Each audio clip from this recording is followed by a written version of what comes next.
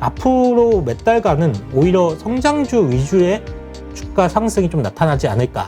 저는 SK스퀘어는 굉장히 매력적인 가격대라고 보고 있습니다. 지금 LG 에너지 솔루션이 상장할 때까지 계속적으로 SK 이노베이션은 좋은 모습, 긍정적인 모습을 보일 가능성이 좀 높다라고 보고 있습니다. 사실 뭐 미국도 하락 쪽에 베팅한 사람들은 상당히 많을 거예요. 그 투자자들은 뭐 애플 같은 경우 그 공매도가 뭐 60%라는 뭐 신문 기사도 있었으니까, 그러니까 뭐 하여튼 그 지금의 밸류에이션에 대해서 상당히 자기들도 좀 높게 보는 사람들이 많았고, 그로 인해서 이제 어떤 건수가 나오니까 이제 좀 하락 쪽에 베팅하는 그런 투자자들도 많았던 것 같은데, 근데 이제 하여튼 우리 입장에서는 이게 겁이 나는 거잖아요. 앞으로 어떻게 될 것이냐. 이게 멈춰줘야 되는데 이게 계속 간다 그러면 우리 시장도 계속 뭐 커플링 될 수밖에 없으니까, 일단 지금 시점에서 우리 투자자들이 주의해야 될 거, 뭐 이렇게 챙겨야 될 게 있다면 뭐가 있을까요? 일단 뭐 긴축의 시간이 점점 다가오고는 있지만, 저는 그럼에도 불구하고 우리는 성장주 위주의 투자를 해야 된다라고 좀 생각을 하고 있거든요. 그러니까 교과서 쪽으로 본다라고 하면 금리가 올라가고 그러면 이제 할인율이 커지기 때문에 성장주에 불리한 환경이다라고 말은 하고 있지만, 사실은 그렇지는 않아요. 이게 실제적으로 본다라고 하면. 그러니까 미국 시장을 지금 이끌고 있는 뭐 애플이라든지 아마존, 테슬라, 마이크로소프트, 이들 종목이 모두 성장주이고, 과거 금리가 인상됐던 시기에도 계속적으로 주가 상승을 좀 보이면서 시장을 이끌어 왔었거든요. 그리고 이제 다음 그림을 같이 한번 보시면요, 미국의 기준금리를 제가 가지고 나온 그림인데요. 보시면 만약에 지금 이제 이번에 FOMC 결과대로 점도표에 찍힌 대로 금리가 인상이 된다라고 하면, 내년에 한 기준금리가 3번을 올라가게 된다라고 하면 0.75에서 한 1% 정도 수준, 한 요 정도 수준까지 올라갈 거예요. 그죠? 0.75에서 1%. 점도표에서 내년에 한 3번 정도 올린다라고 하고 있으니까. 그리고 내후년 2023년에 추가적으로 3번을 올린다라고 하면 1.5에서 1.75 정도가 될 겁니다. 한 이 정도 수준이 될 거예요. 이 정도 수준까지 좀 올라오게 될 건데, 이게 이 정도까지 금리가 올라온다라고 하더라도 금리의 절대적 레벨이 매우 낮아요. 지금 매우 낮다라는 거고, 팬데믹 이전 시대를 본다라고 하면, 팬데믹 이전 시대라면 이때였습니다. 이전 시대가 한 1.5에서 1.75였고 2019년, 그러니까 2019년에는 2%가 훌쩍 넘어갔었거든요, 금리가. 근데 뭐 내년에 금리를 3번 올린다고 하더라도 팬데믹 이전 보다 훨씬 더 낮은 수준의 금리, 기준금리 수준이고요. 그리고 내후년에 추가로 3번을 올린다라고 하더라도 팬데믹 이전 수준 정도밖에 되지 않습니까? 그러니까 이 정도 수준밖에 안 올라와요, 금리가. 그러니까 2년에 걸쳐서 금리가 올라간다라고 하더라도 기껏해야 우리가 팬데믹 이전 수준으로 좀 돌아가는 그 정도 수준밖에 안 되기 때문에, 해서 이 정도 금리 수준에서, 절대적인 금리 레벨이 낮은 수준에서 성장주가 부러져 나갈 것이다, 이렇게 보는 건 좀 아니라고 보고 있고요. 그리고 과연 정말 연준에서 지금 생각하는 대로 금리를, 전도표에 나와 있는데 금리를 계속 이렇게 올릴 수 있을 것이냐, 이 부분에 대해서도 저는 개인적으로 회의감을 좀 들고 있습니다. 이게 투자자들 사이에서는 이 점도표 자체를 매우 중요하게 생각하시는 분들이 많으신 것 같은데, 사실 점도표가 맞은 경우가 거의 없습니다. 그대로 된 경우가 거의 없다고 그러는데. 네, 거의 없습니다. 그러니까 말 그대로 연준 위원들도 지금은 이렇게 생각하고 있어요 정도만 참고를 하시면 될 것 같고요.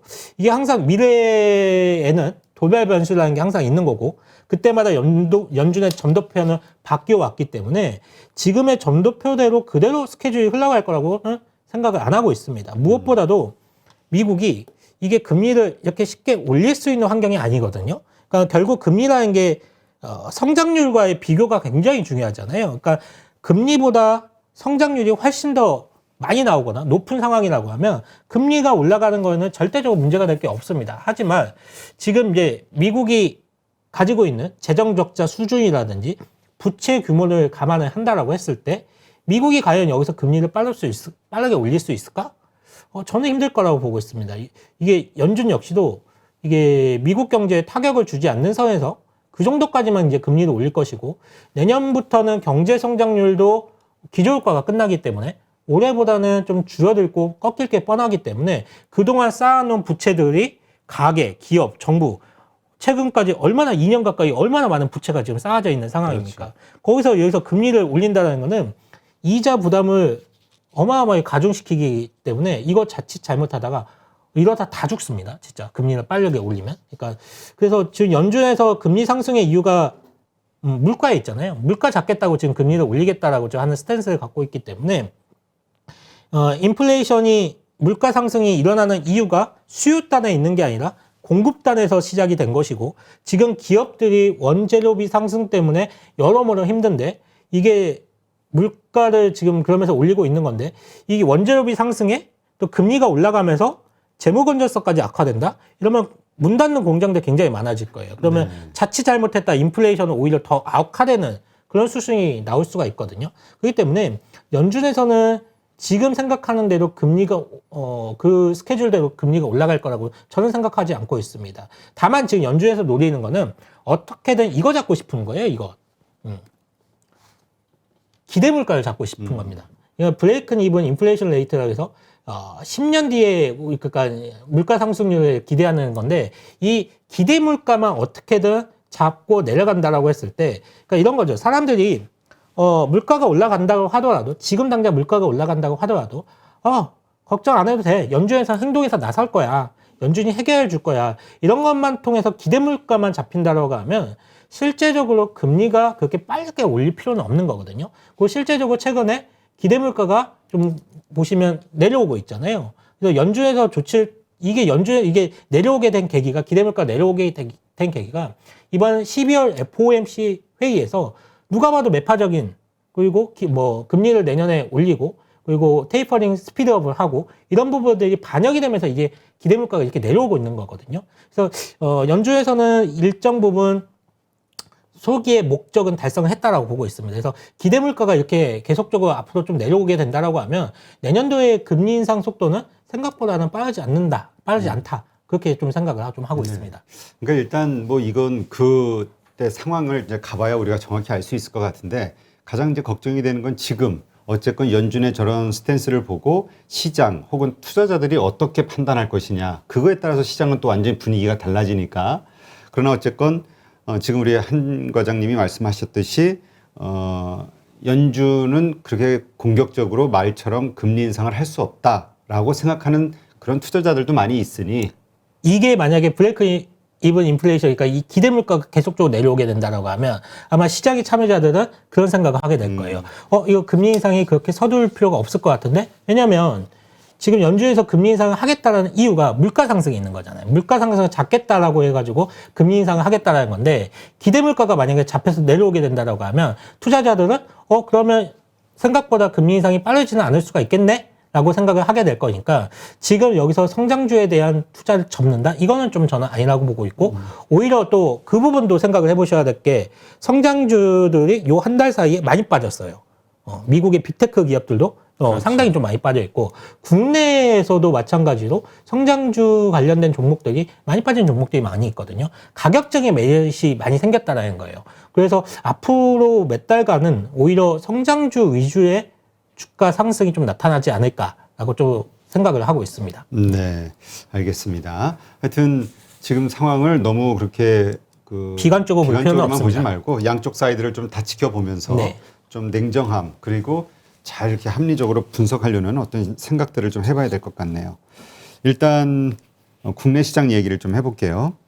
이번에 이제 SK그룹 주들이 주목을 받고 있죠. SK텔레콤. 근데 SK스퀘어하고 SK텔레콤 인적 분할 한 다음에 사실 SK스퀘어가 상당히 오를 거라고 기대를 많이 했잖아요. 근데 상황은 정반대가 돼버렸어요. 그러게요. SK스퀘어는 주가가 연일 좀 빠지고 있고 SK텔레콤이 오히려 주가가 좀 많이 올라가고 있는데 이거는 아마 시기적인 문제인 것 같습니다. 제가 HTS 한번 켜보도록 할 텐데요. 왜냐면 이게 시기적으로 12월 정도가 이제 들어오면서 이 배당과 관련된 수요가 좀 많이 있는 것 같아요. 그래서 이 SK스퀘어와 SK텔레콤이 이 배당과 관련된 수요 때문에 극명하게 좀 나뉘고 있는 것 같은데 일단은 먼저 SK스퀘어 먼저 보도록 하겠습니다. SK스퀘어는 보신다라고 하면 주가가 재상장을 한 이후에 계속적으로 흘러내렸어요. 그러면 이 계속적으로 흘러내려온 과정을 본다라고 하면 이걸 누가 팔았느냐, 누가 팔고 있느냐 보면 외국인입니다, 지금. 외국인이 진짜 주구장창 팔고 있습니다, 지금. 이 외국인이 파는 이 매도 물량이 도대체 뭔가라고 봤을 때, SK텔레콤 같은 경우에는 배당을 줍니다. 지금 아마 지금 오늘 가격으로 한다라고 하더라도 5% 이상의 배당 수익률이 나올 거예요. 근데 SK스퀘어는 배당을 주지 않습니다. 물론 앞으로 줄 수는 있는데 지금 상황에서는 배당에 대한 수요는 거의 없다라고 보시면 될 것 같아요. 그러면 외국인의 펀드들이라든지 외국인 입장에서 봤을 때 이 배당과 관련된 수급도 상당히 많이 있거든요. 그러면 이 기존의 SK텔레콤을 가지고 있었을 때 분할하기 전에 SK텔레콤을 가지고 있었을 때는 배당에 대한 매력 때문에 SK텔레콤을 가지고 있었던 외국인도 상당히 많을 거예요. 근데 여기서 SK스퀘어가 떨어져 나갔죠. 여기서는 배당을 안 주죠. 그러면 당연히 이들에서는 목적에 맞지 않죠. 그러면 SK스퀘어를 매도를 할 수밖에 없죠. 그리고 SK텔레콤을 매수를 할 수밖에 없는 겁니다. 그러면 SK텔레콤을 본다라고 하면 외국인의 매수세가 지금 계속 들어오고 있죠. 그러니까 이거는 배당을 좀 많이 주는 SK텔레콤 쪽으로 외국인의 수급이 좀 쏠리고 있고 배당을 주지 않는 SK스퀘어 쪽으로는 매도가 계속 나가고 있는데 여기서 누구나 이제 그런 부분은 알아요. SK스퀘어 쪽에는 배당과 관련된 매력이 없기 때문에 외국인의 수급이 나가겠구나라는 부분을 아니까 그래서 이제 공매도까지 같이 나오는 거죠. 이걸 노리는 공매도까지 같이 나오니까 사실 SK스퀘어 입장에서는 좀 과하게 빠진 면이 있어요, 지금. 왜냐면 이 과하게 빠졌다는 부분은 뭘 말하냐면 SK 하이닉스 지분을 얘네들이 지금 20%를 들고 있잖아요. SK스퀘어가. 근데 SK 하이닉스가 지금 시가총액이 오늘 날짜로 89조 정도 됩니다. 그러면 20%라고 하면 90조라고 자꾸 하면 한 18조 원 정도? 지분 가치가 한 18조 원 정도를 SK스퀘어가 그대로 갖고 있는데 보통 지주사로서는 50% 정도 할인을 한다라고 하죠. 그러면 20%의 지분 가치 18조에서 50%딱 뚝 할인을 한다라고 하면 한 9조 원 정도의 지분 가치가 평가를 받을 거예요. 근데 지금 시가총액이 얼마입니까? 8조 원밖에 되지 않아요. 근데 SK스퀘어는 그러면 SK 하이닉스만 지분을 갖고 있느냐? 아니에요. 11번가라든지 티맵이라든지 그 밖에 여러 비상장 회사들의 지분 가치를 갖고 있습니다. 그리고 SK스퀘어가 앞으로 하려는 방향 자체가 블록체인과 관련된 그리고 플랫폼과 관련된 이런 4차 산업과 관련된 산업을 신성장 동력으로 해서 새로운 사업을 많이 육성을 하고 있단 말이에요. 이 사업 자체는 굉장히 고멀티플을 적용을 받는 분야인데 지금 SK스퀘어 같은 경우에는 SK 하이닉스의 지분 가치만도 평가를 못 받고 있다. 이렇게 끌고 오는 현상은 외국인의 공매도에 있습니다. 물론 일부는 외국인의 그 배당과 관련된 수급 때문에 매도가 좀 나오기는 했겠지만 거기에 추가적으로 알파 정도로 만든 부분은 공매도가 분명히 지금의 하락을 좀 만들고 있다라고 보고 있고요. 저는 SK스퀘어는 굉장히 매력적인 가격대라고 보고 있습니다, 지금. 그래서 만약에 큰 자산을 운영하시는 분들이라고 한다라고 하면 이 외국인의 매도는 연말까지는 지속이 될 수는 있지만 아마 내년 초에는 분명히 바뀔 거라고 봅니다. 이 배당과 관련된 수급들이 다 나간다라고 했을 때 그러면 외국인의 매수세가 내년 초부터는 들어올 수가 있는 거고 외국인의 매수세가 들어왔을 때 쇼커버닝이 좀 강하게 좀 들어온다라고 했을 때 주가 상승은 좀 매우 강력하게 좀 빠르게 좀 올라올 수가 있다라고 보고 있기 때문에 저는 좀 큰 자산 관대 분들이라든지 큰 돈을 운영하시는 분들은 연말까지 SK스퀘어는 굉장히 편안한 선택이 된다라고 보고 있어요. 그래서 이 8조 원 내외에서의 시가총액의 SK스퀘어는 계속적으로 좀 우리가 주목을 해보고 간식권에 두고 매수해 볼 수 있는 충분히 매력이 있는 회사다라고 보고 있고요. 반면에 SK텔레콤은 모르겠습니다. 이 배당 국내에서도 이제 배당주 위주 투자하시는 분들이 계시니까 그런 분들한테는 딱 맞는 주식이지만 그렇지 않고 뭐 좀 이렇게 시세 차익을 노리겠다라고 하시는 분들이라고 한다라고 하면 지금 주가 상승에 의한 부분에 대해서는 차익 실현 좀 하시면 좋으실 것 같고요. 그리고 최근에 또 주목받는 게 또 하나가 있는 게 SK이노베이션이 좀 주목을 받고 있죠. SK이노베이션 한번 또 같이 한번 볼까요? SK이노베이션은 얘는 최근에 좀 며칠 사이 좀 강하게 좀 올라오고 있는데 LG 에너지 솔루션 영향을 좀 받고 있습니다. LG 에너지 솔루션이 이제 1월 중순 되면 이제 상장을 하잖아요. 근데 거기에 이제 최근에 물적 분할과 관련된 이슈가 지금 나오고 있죠. 이제 금융위에서 이 물적 분할과 관련된 부분에 대해서 손을 보기로 좀 얘기가 좀 나오는 것 같은데 여당에서도 이 부분에 대해서 문제 제기를 좀 하는 것 같은데 제가 누누이 주장하는 부분이 있습니다. 만약에 자회사, 주요 자회사를 물적 분할해가지고 상장시킬 경우에는 이거 지주사는 상폐해버려야 돼요. 그런 그 정도의 요건을 만들어야 됩니다. 그래야지 대주주들이 꼼수를 안 부립니다. 그렇지. 이거 물적 분할, 그러니까 주요 자회사를 물적 분할한다는 거는 정말 꼼수거든요. 이거 우리나라 모르겠습니다. 저는 그렇게 보는데 외국 미국 같은 경우에는 이거 상상도 하지 못할 일이에요. 이거 다 소송감입니다. 이거 그렇기 때문에 이런 꼼수를 보인다는 거는 얼마나 우리 소액주주들을 무시하고 있고 진짜 안 보고 있는지 신경을 안 쓰고 있는지 여실히 드러나고 있는 거고 앞으로 이 금융위원회에서 물적 분할과 관련된 부분에 대해서 제재를 가한다라고 했을 때 뭐 LG 에너지 솔루션이야 어차피 뭐 상장 일정까지 나온 상황이기 때문에 어쩔 수가 없다라고 하지만 그러면 과연 그 다음에 SK 이노베이션이 SK온을 제대로 상장시킬 수 있을까? 라는 이제 부분이 있는 거죠. 그러다 보니까 SK 이노베이션이 반대급부로 좀 최근에 주가가 좀 많이 올라가고 있고 그리고 이제 LG화학에서 LG 에너지 솔루션이 상장을 하게 된다라고 했을 때 지금 시가총액이 한 120조, 70조, 80조 정도를 얘기를 하고 있고 거기서 이제 상장을 하고 난 다음에 추가적으로 상승을 한다면 100조 원 이상을 좀 바라보고 있는데 그렇다라고 하면 SK 이노베이션의 그 자회사인 SK온의 배터리 기업 가치를 과연 얼마를 줘야 될 것인가? 거기 봤을 때 SK 이노베이션은 배터리 사업에 대한 기업 가치가 전혀 반영이 안 되어 있다. 지금 주가 수준에서. 그런 부분에 대해서 주가 수준이 좀 올라오고 있지 않나라고 해서 저는 SK 이노베이션은 오히려 지금부터는 좀 괜찮게 생각을 하고 있습니다. 그래서 LG 에너지 솔루션 상장할 때까지 계속적으로 SK 이노베이션은 좋은 모습, 긍정적인 모습을 보일 가능성이 좀 높다라고 보고 있습니다. 네. 지금 참 그 LG화학 다음 내년도 시장도 좀 쉽지 않겠다. 그리고 특히 대형주들의 장이 오기는 좀 만만치 않겠다라고 보는 이유 중에 하나가 이 수급이잖아요. 맞습니다. 대형 IPO에 따른 뭐 이거 수급 하나만 해도 쪽이. 뭐 70조니까 LG 에너지 솔루션. 그리고 2차 전지 소재 업체들도 LG 에너지 솔루션이 상장하고 난 전후에서 좀 조심할 필요가 있어요. 왜냐면 ETF와 관련해서 LG 에너지 솔루션이 훅 들어오게 된다라고 했을 때 물론 LG 화학이 편출이 됩니다. LG 그 ETF 내에 LG 화학이 구성 종목이 돼 있는데 LG 화학은 편출이 될 거고 LG 에너지 솔루션이 그 자리에 들어오게 될 건데 워낙 시가총액 규모가 커서요. 그렇죠. 그렇기 때문에 다른 소재 업체들한테 매도 물량이 좀 나올 수가 있습니다. 그래서 2차 전지 소재 업체들 같은 경우에도 LG 에너지 솔루션이 상장 전후까지는 조금 매도 물량이 좀 있을 수가 있으니까 그 전후까지는 좀 조심할 필요는 있을 것 같습니다. 네. 하여튼 지금 많은 그 투자자들이 어떻게 해야 될지 되게 고민을 많이 하고 있는 상황인데 왜냐하면 또 물린 분들이 많잖아요. 그래서 지금 빠져나와야 되는데라고 생각하는데 또 주가가 그렇게 쉽게 움직여주진 않으니까 하여튼 지금 이 연말 앞두고 많은 고민들이 있을 것 같기는 한데 지금 이 SK 스퀘어 같은 경우는 이제 지금 매수의 관점으로 지켜보자. 저는 강력 매수 의견입니다. 강력 매수. 네. SK 정말 이 가격에서는 8조 원 내에서는 과연 여기서 뭐 물려봤자 얼마나 더 물릴 수 있을까라는 생각을 갖게 되거든요. 네. 자, 그러면 그 지금 예를 들어서 이제 초반에 사신 분들 그런 기대감 가지고 사신 분들이 있을 거란 말이죠. 지금 많이 물려 있는 분들. 일단은 물타기를 좀 해야 되지 않을까요?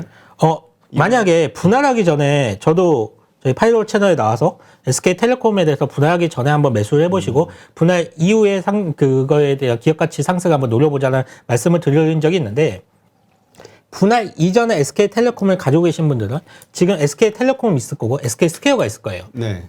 그러면 SK텔레콤은 지금 주가 수준에서는 어느 정도 매도를 좀 해보시고 이 자금을 가지고 SK스퀘어를 사신 게 저는 좋다라고 보고 있습니다. 그리고 실제로 제 고객님들 그렇게 해드리고 있습니다. 지금 분할로 이쪽에서는 계속 오늘 같은 경우에도 SK텔레콤을 일부를 매도를 진행했었거든요. 6만 뭐 1,000원 뭐 그 이상에서는 분할로 매도를 했고 그 자금을 가지고 SK스퀘어로 오늘 매수를 했는데 계속적으로 SK텔레콤이 추가 상승을 할 때마다 이쪽에서는 비중을 줄이고 SK스퀘어로 좀 가시는 게 제일 좋을 것 같고요. 그리고 만약에 그냥 SK스퀘어가 좋다라고 하셔가지고 상장할 때 SK스퀘어를 사신 분들이 계실 거예요. 그리고 그렇죠. 지금 물려 계신 분들이 계실 거예요. 그분들은 여력이 되신다라고 하면 추가 매수 저는 괜찮다라고 생각하고 지금 있습니다. 가격대에서는 네, 괜찮다라고 생각을 하고 있습니다. 진짜 시가총액 8조 원 내에서는 SK스퀘어는 우리가 추가 매수를 정말 적정한 가격이다. 기업 가치로 봤을 경우에나 그리고 시기적으로 봤을 경우에나 다음 주까지 본다라고 했을 때 저는 매수 관점을 좀 말씀을 드리고 있습니다. 네, 알겠습니다.